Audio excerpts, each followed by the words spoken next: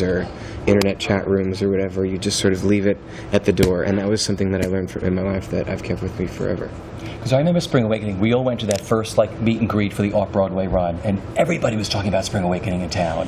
And you guys knew nothing about what you were doing then, really. No. Well, and Michael Mayer, our director, told us from the beginning that we were never going to move to Broadway, that if we were lucky, we might get a month extension at the end of our Off-Broadway run. I told the Chelsea Grill of Hell's Kitchen, where I waited tables, that I would be back on the 8th of July as soon as the Spring Awakening run was over. We were really planning to not continue. And I think that Michael knew that we might. I think he was lying to us to keep us in the bubble, and to keep us grounded, which thank goodness he did. He was always really good at that. And then all that happened, and it made it even more fun and the experience even sweeter because we weren't expecting any of it. Even when we were about to open on Broadway, we couldn't sell half the house during previews, and we thought we were going to close right after we opened. But it just started rolling and happening, and then it became what it became. Yeah. Take me back to your first audition, because you and Leah Michelle are so close. You're like the best of friends. Yeah, I just Skyped with her actually. Did you really? Here. Yeah. Do you have your phone on you? No, I don't. I know it's on the computer. I want to go back to that first audition that you had with Leah, because you were like the last person in there to be seen or whatever, and she had done workshops. Tell me about the day you met her and what went on that day. Well, the day I met Leah was the day of the final callbacks. I'd been to 3 auditions before then on my own for over a series of 2 months. And then it was December of 2005, and it was the day when everyone came together and you started reading with people. And I was one of the first people to arrive, and Leah was, of course, already there. And I remember she was in a peasant dress and in a beret, and she was the first person that I met, because she was I think she was eyeing people as they came through the door, and I think she could tell that I was going to be auditioning for Melchior, and she was like, "Hi, my name's Leah Michelle. I've done this for 7 years. I've done the 3 previous workshops as Wendla. You must be auditioning for Melchior." And I was like, "Yeah, I am." And she said, "Well, when we do the beating scene, I'm going to hand you a pencil, and that's going to be the stick in the scene. And when you hit me, don't actually hit me on the butt, just hit me on the wrist." She had it all planned out, how we were going to do it. And I immediately liked her. And I was like, this girl's hilarious. And you got the job. And we got the job, yeah. We sort of hit it off from that first audition. And we kept on going into the room together, and then, it happened. And on the first day of rehearsal for the workshop, I remember we left the rehearsal together, and she was like, "You and me are going to be lifelong friends." And I was like, "Okay." Just too unreal, obvious. Watching his world slip through my fist. Playing with her in your fantasies.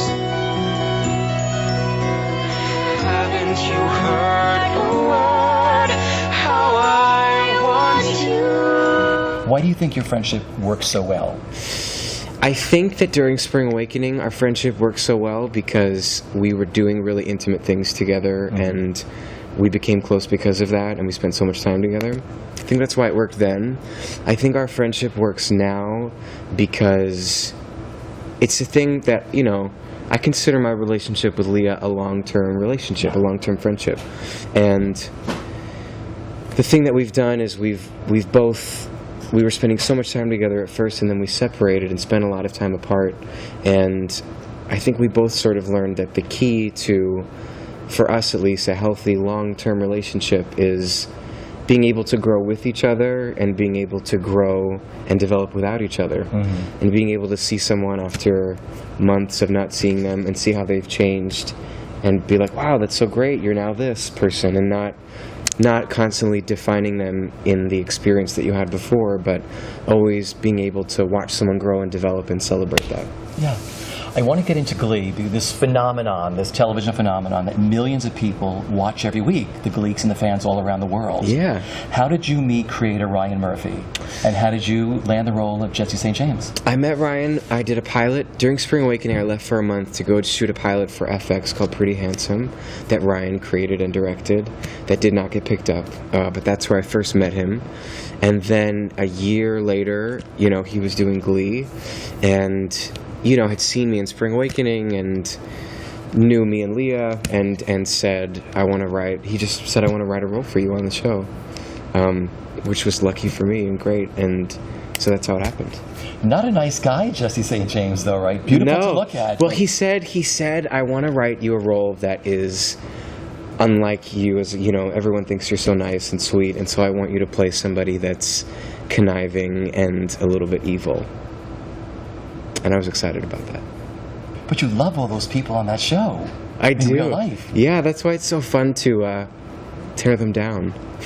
So let's talk about that episode. I mean, all the Glee kids sing their hearts out. Yeah. And then you have to, rip into them. You critique them. What was it like shooting that and doing that? Oh, it was fun. Well, it was fun, first of all, because the numbers that they did were so great. And we, even when they're videotaping the stage, we used to have to sit there, so they shoot the back of your head. And it was so fun to sit there all day and watch them do their songs over and over again because they were so good. I did not want it to be over.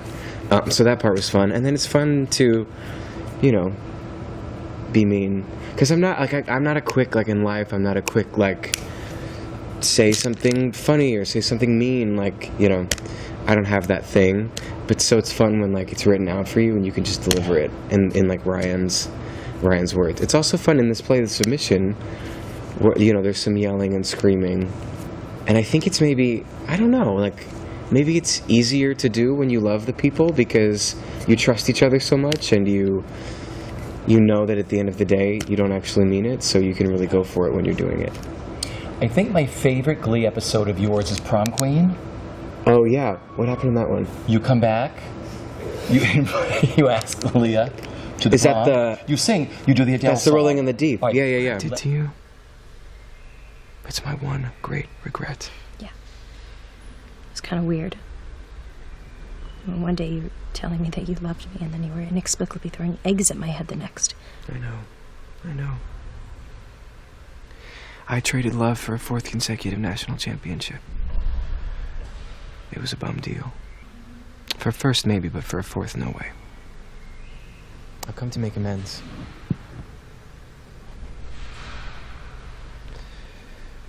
So what are you doing for prom? Let's talk about that song, rocking out that song, and doing it with Leah. That was so fun. Well, Leah actually introduced me to Adele 2 years ago, maybe. I didn't have the first album, and she was obsessed with it, and she gave it to me, and I then proceeded to print out the lyrics off the computer and study them, and I became obsessed with her. And then obviously when the new album came out, totally into it. It's the most played thing on my iPod for sure. And then they told us that we were going to sing that song on the show. They called me and asked me if I would come back and do the last 3 episodes, and I was like, sure. And then a week later they were like, and you're going to sing Rolling in the Deep. And I was like, what?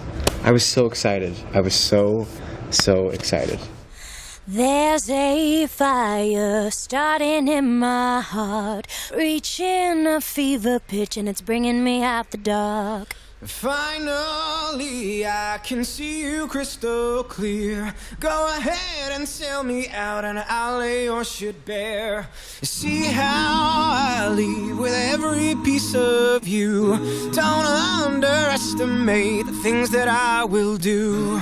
There's a fire starting in my heart, reaching a fever pitch, and it's bringing me out the dark. The scars of your love remind me of us. They keep me thinking that we almost had it all. The scars of your love, they leave me breathless. I can't help feeling we could have had it all. Rolling in the deep. You had my heart inside of your hand. And you play it to the beat. For the Glee fans that would like to know how an episode is done, recording the song, laying the tracks for the song, and actually shooting the number, how long? Recording, it's usually about, depends on how difficult the song is, but like you get like a 2-hour chunk to record a song, which is great.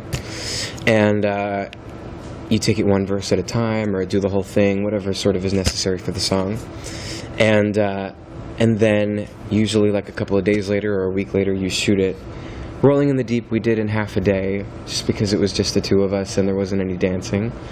When I did Bohemian Rhapsody, that was like an epic dance number, so it was like 2 hours of recording the song in the studio, and then it was a full 8-hour day of rehearsing with a skeleton crew of dancers to figure out the choreography, 2 full 8-hour days of doing it with an entire ensemble, and then a full day of shooting it.